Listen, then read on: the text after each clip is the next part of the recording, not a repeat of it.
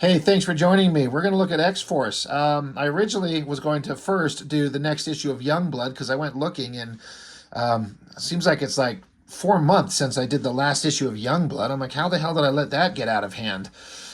So then I started digging through and found the Youngblood issue, but then I found an X-Force, and then I found another one, and then I found another one. So I've got a whole pile of Liefeld books. We're going to do 3 or 4 Liefeld books in a row because fuck him, why not?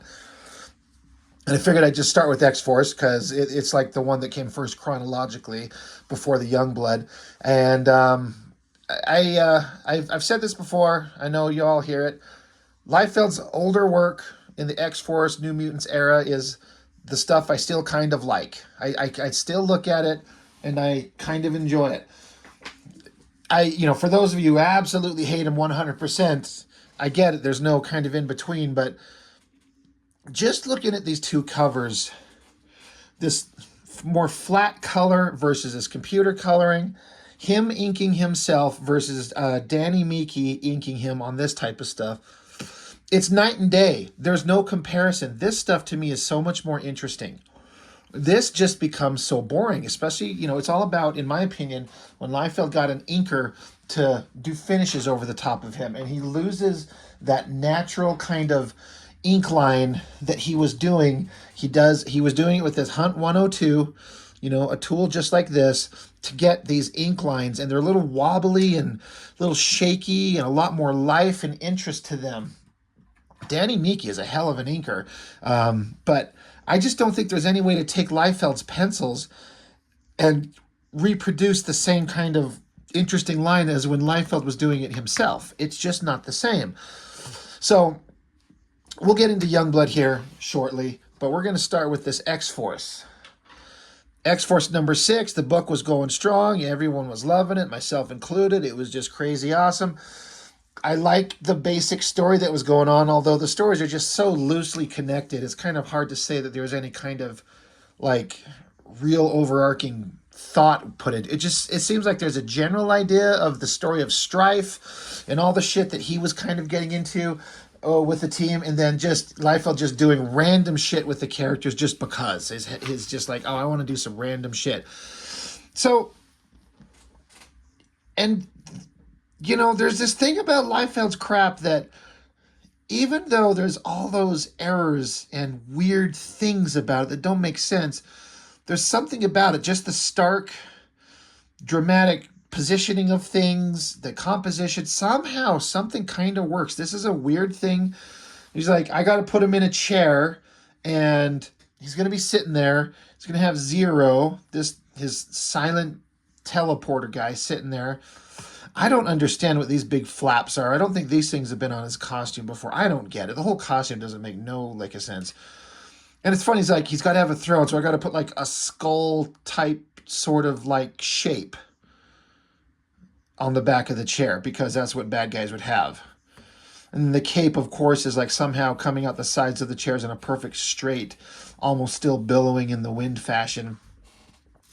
But Strife is just sitting here just yapping on and on about his plans, and no one knows about all the awesomeness he's about to do, and all kinds of cool shit is about to go down. He's talking about all the players on the on the game, so to speak. So we got Gideon, Cable, Bishop, Trevor Fitzroy has been going on in the Uncanny X-Men.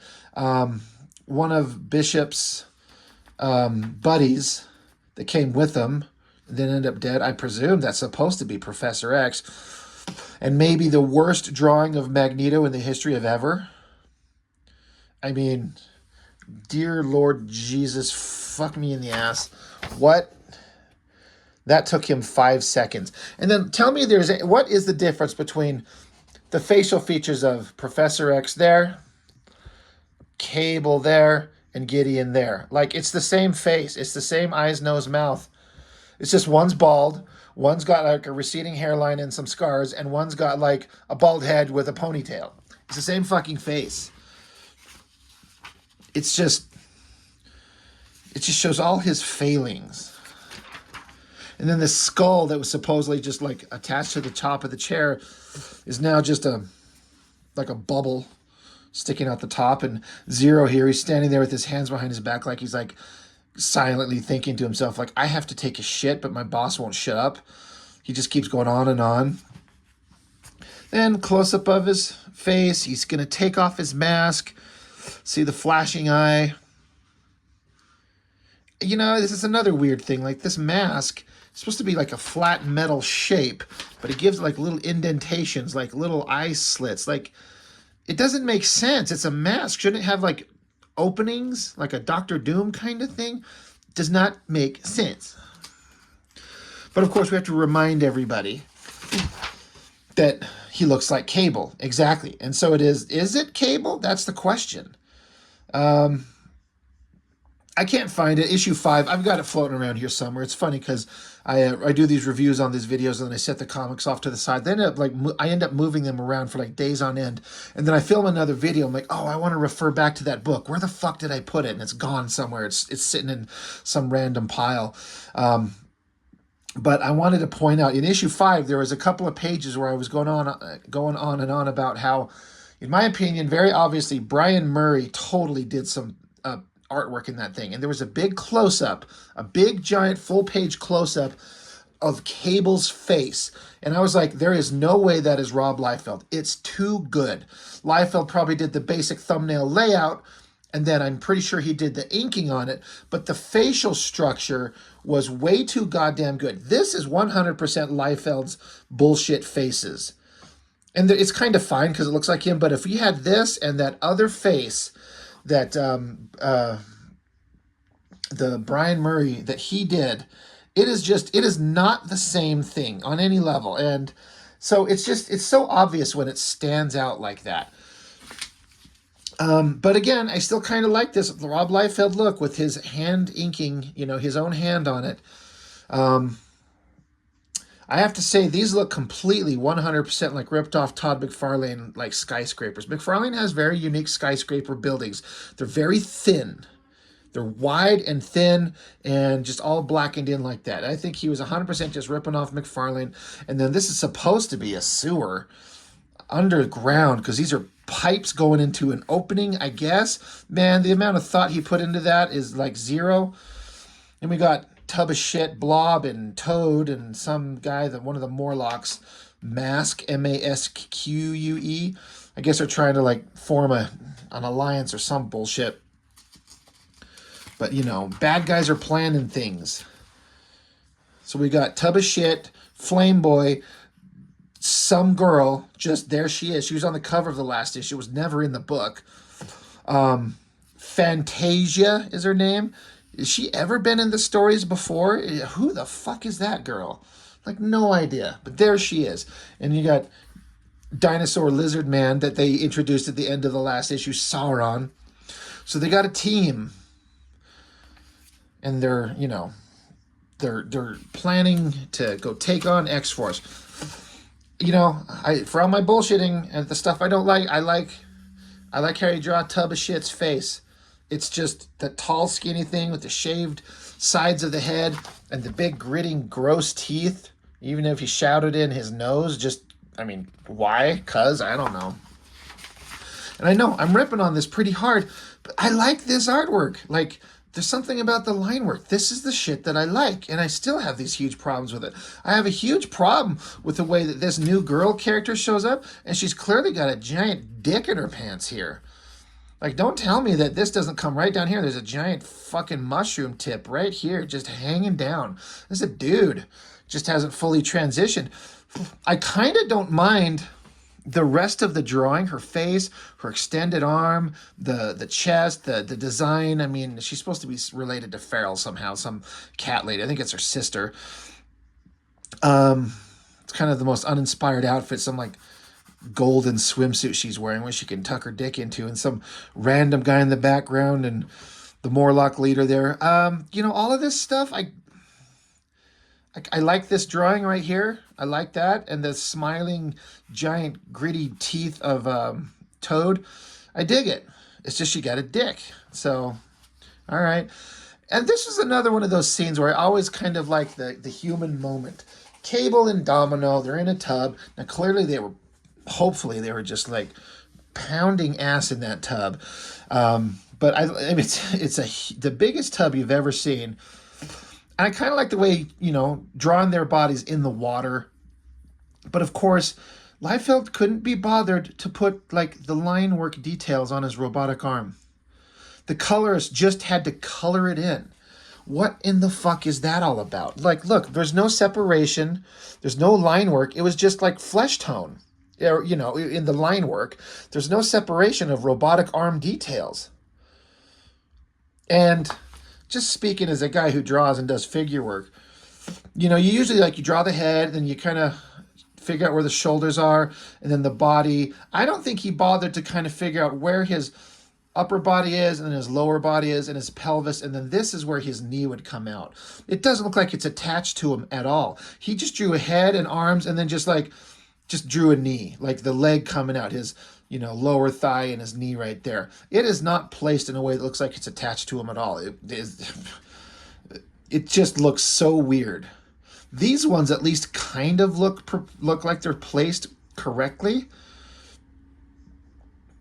So, but again, I like the concept. I like the idea. It's like, okay, these two they're banging. They just like fuck the shit out of each other. Good for them. I don't know if they're like ejaculating weird jizz into this thing, because look at the colors of this soupy goo. That doesn't look like water. And I also kind of like the dialogue. Like, to being fair, she says, I'm getting too old for these kinds of workouts. And he says, you flatter me. In other words, like, he thinks she's talking about that he just railed on her so hard that she's just worn out. He's like, yeah, right? I know. And she's like, no, I was talking about the danger room sequence. And he goes, oh. And then quietly, like, never mind. Like, I didn't mind that little exchange of dialogue. I thought that was kind of funny and kind of human. That I kind of liked. I also can't help but notice that the tub composition in this panel, like the edge of the tub runs right up against the edge of the border. Then over here, there's a little gap. Could you like extend the border over, or just narrow the tub, or extend the tub out a little wider? What the fuck? But he was making millions of dollars, so fuck us, we're all stupid. He also, so in addition to forgetting to draw the technological details on Cable's arm, he forgot to fucking put eyes in fucking Cable's face here. Look at him. He has no eyes. He's like a soulless monster. Like somebody ripped his eyes out. What is that? It's so stupid. Oh, it's a style thing. Yeah, it is.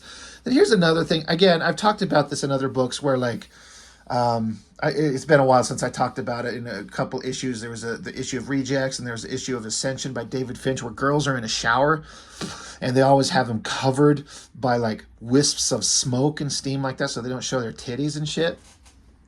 But it's like she's in the tub with him, like he's putting on a towel around his dick so we don't see it, but she like has to be covered. Now again, it's a Marvel comic, so obviously they're not going to get too risque, but why don't you just bring the top of the tub up,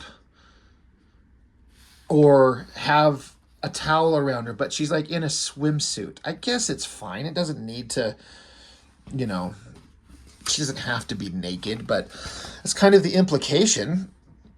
You tell he didn't bother drawing in the details on a swimsuit there. The colorist had to do it. And once again, not one bit of line work except maybe the shoulder joint to indicate that that's his fucking robotic arm. So the colorist had to do it. And why did Liefeld just black out his face? Magic shadow on his face and his foot. It's like, what the fuck is going on? And then, oh my God. All right. Look at the down angle, because there's no backgrounds really. It's like a ovalish shape for a tub. And then there's like these wood slats for the ground, right? And then some weird, probably a screen tone in the background there. In this down angled shot, you got the wood slats of the ground. But then look, right here, she stands up, right? She's standing up in the tub. She's out of the tub. You got these lines like it's the wood slat flooring, but we're not looking down at the fucking ground. We're looking straight on at her. So the colorist used the same colors. They probably didn't know what the fuck was going on because he's reading a Rob Liefeld comic. Like wood flooring, okay, but wood flooring on the walls? Or it's just... And Liefeld didn't leave them any kind of like indication. Like, here's these lines for flooring. And then he does a slight detour, angles up just a little bit, and continues his lines. And the guy's probably like, I don't know, I guess it's the flooring background. I got a lot of complaining to do for an issue with artwork that I kind of like. That figure is not bad. That goofy looking face of Cable, I kind of like it because it looks like what I think Cable is supposed to look like. He's on model. Back over here with Boom Boom and Cannonball and Farrell, who's trying to make nice to them, and they're like, "Oh yeah, it's Cuntzilla. She tried to rip your guts out, remember?" And he's like, "Just let it go." And Boom's like, "No, I'm not. I'm not gonna let it go. I'm gonna yell at this cat. We're gonna have like a screaming match with our squared off mouths." And then look at this background over here. Like, they're on a countertop, and then in the background a little bit is like a desk or a shelf with pictures on it, but then this is a lamp, and then the world's smallest couch. Like, look how small it is. It's so fucked up. The perspective is so fucked up. I actually don't mind this weird figure work of Farrell and Boomer with their ass sticking at us. The gestures work, the storytelling works, the energy, the movement, the emotions, all there. That's why Liefeld works. These drawings are kind of okay. Spaghetti noodle hair. Look, he kind of did sort of-ish details. They're making like sandwiches and shit. You got cups and knives and plates and sandwiches and bread, loaves and utensils. Like, he's kind of trying things. Good for him. But that perspective on the couch and everything, so stupid. So Boomer tells off Farrell, and Farrell's like, "Oh, you just made a big mistake," and she's screaming like, so Farrell's obviously a fucking psychopath. Like, she's a murderous psychopath. Meanwhile, outside, you got James Proudstar, Warpath, and Siren, whatever her name is, I forget, and Shatterstar. He's like, Shatterstar's like, "The danger room simulations are all quite sufficient, but I will only improve through real combat situations, facing real live thinking opponents." So Shatterstar wants to fight somebody. So we're doing another training scene. This has always been one of the most ridiculous, like, anatomical drawings. Look at the way Warpath's, like, upper body torso and his stomach area connects to his lower body. Like, see those ribs and his stomach muscles, how there's not even any kind of attempt to twist the flesh. Like, there's a center line that, if a character's looking straight on, a center line that go down through their face and then through the middle of their pectoral muscles, down the middle of their abs, and then line up with their fucking dick line. But there's no attempt to really, like, make the flesh twist and pull and flex. He just draws an upper body that's facing one way, and he draws a giant tree stump of a leg just coming out of it. And then he angles back down the other direction to draw, like, this lower foot, and then he cross hatches it out and throws up some rocks and twigs and trees to hide the feet. It looks stupid, and it's also, like, the weakest, like, outfit to put the guy in. Now, granted, they're not in their, like, battle outfits. They're costumes. His, like, blue and red whatever, outfit with the little frills on his arms. He's just in, like, tights outside with his hair pulled back. Whatever. Shatterstar, I like this face. That looks good. And then, again, for all the shit we give Liefeld, the energy of this punch just socks him one, boom, this way, and Shatterstar arcing back this way. The face, the arc of the body and everything, the drumsticks he's holding in his hands to do some fighting. It works. The energy and motion is there. Another one. Here comes Warpath again, diving, punching, Shatterstar jumping out of the way, pointing his little taint right at us. And this is again, I like this shot. I like this down angle. I like the head, the arms, the pose of everything. The composition of it all looks great. Anatomically, back muscles are like, here's a giant slab of something there and a giant slab of something there. Here's the funny thing. Warpath tells Shatterstar, he says, "Put the swords down, Shatter, now." What fucking swords? He's holding drumsticks. Like he wants to play some sick beats on the drums. And Warpath's like, "I'll give you a sick beat, all right." Beats his ever-loving fucking face in. It was so stupid how he's like, "Put the swords down." He doesn't have swords. As a kid, I remember going like, what? What does that mean? What is he talking about, sword? I kind of like that big face. It looks good. I love the energy of that punch right there. I didn't like that Shatterstar was getting his ass fucking handed to him. He gets socked once again. He gets socked twice there. It's like, come on, Shatterstar. You're supposed to be the badass. You kind of are the badass. You know, Warpath is no pushover, but Jesus. And then, so Shatterstar comes back with the kick to the face. Now, apparently, he got punched so hard from here to here, he dropped his drumsticks and they're just gone. So he doesn't have his drumsticks in his hand. So, kind of an interesting composition of the giant kick to the face. Warpath's taking it like a champ, gets punched again. Shatterstar jumps up and then Warpath just grabs him. And again, another one of these, like, the anatomy is so fucking horrible. I mean, the basic muscle structures of connecting an arm to a chest and the basic anatomical way that that stuff all looks like. I feel like I'm going to put myself on display here by fucking up. But, like this thing here, like if you have the head, some of the most basic muscle groups you learn are chest, shoulders, and biceps. Like, you know, you're going to make them wide. So you got a shoulder here, and then he's swinging his arm up. He's doing this. Sorry, I'm sitting at a weird angle, and I got my phone in my way here, so I'm kind of doing this over my head here. But he's screaming at him. Grrr. His hair is flailing. But, you know, you gotta figure out, you gotta get your big chest muscles in there. You gotta get your shoulder. You gotta make him beefy because he's the strong guy, right? But the under part of the chest comes up and connects to the top of, like, I almost said breast, the bicep. And then the top part of the shoulder connects to the top part of the pectoral muscle, like that. You know, it's kind of, you know, top of the shoulder connects to the top of the pectoral, and then the bottom pec muscle connects to the bottom of the shoulder, and then,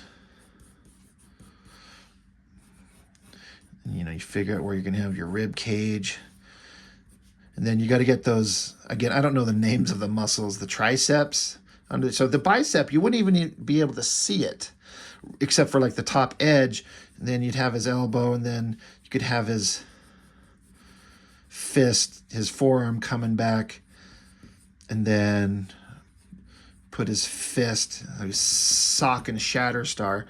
So, and then the other part of the shoulder muscle would be visible here.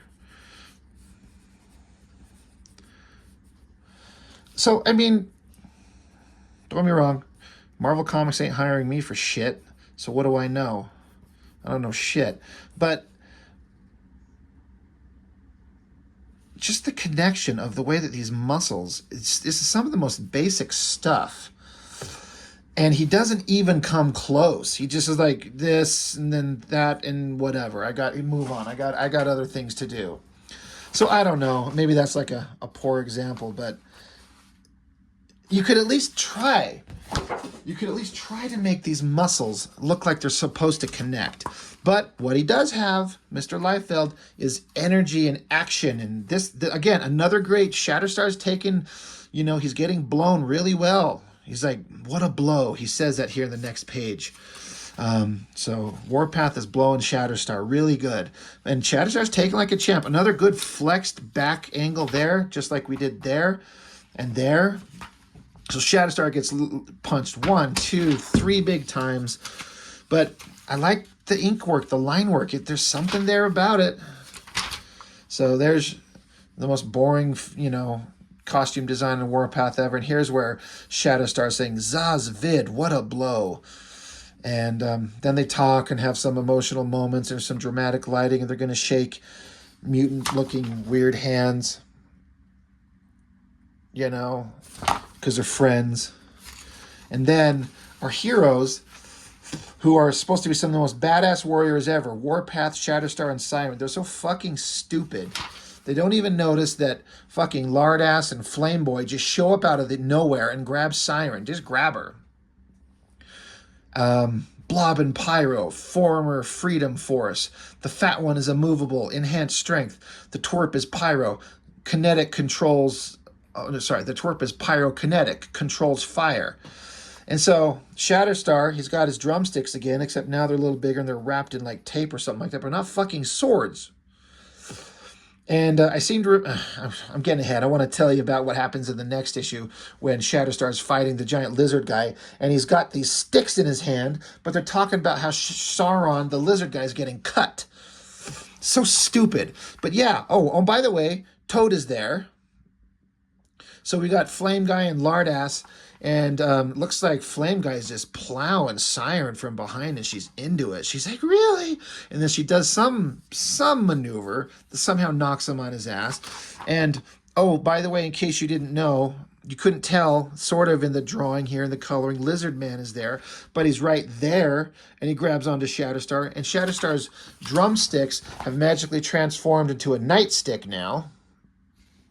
I don't mind the drawing of Shatterstar and the lizard guy. It's kind of okay. The energy and movement is all there. I get it. You know, he's got her. She drops him down. Lardass punches Warpath. Lizard guy grabs onto Shatterstar. Toad, dumbass, is just jumping around being an idiot. And then close up on Lizard Man's face. He's telling Shatterstar that he is a harbinger of his dying breath. Kind of like that shot of Shatterstar. And then Lardass and Flame Guy and Toad fucker, they're like, oh, we're going to take you guys on. Okay. This issue and maybe the next one might be the last full issues of Liefeld's artistic involvement for like a full issue, because this is 6, and then there's issue 7. Issue 8 is the Mike Mignola issue, and then the issue after that I think is like halfway Liefeld, you know, something to that effect. He was making fat cash on these books, just really raking in the dough, and there was a reason we were all there. It's just so hard to look at this stuff. Look, fucking Toad only has 3 fingers and 1 thumb. Over on this hand, he's got 4 fingers and a thumb, but not on this one. He's like, I just forgot to draw a finger today. More of these like cable files, Domino, Cannonball, Warpath, boring ass Sunspot. So, I got a lot of shit to talk about this book. And again, it's the stuff of his I like. There's something there. As bad as it is. Anyway, there you go. That's all I got for now. I'm going to move on to another Liefeld book. Let's look at Youngblood. All right. Thanks for watching, everybody. Bye.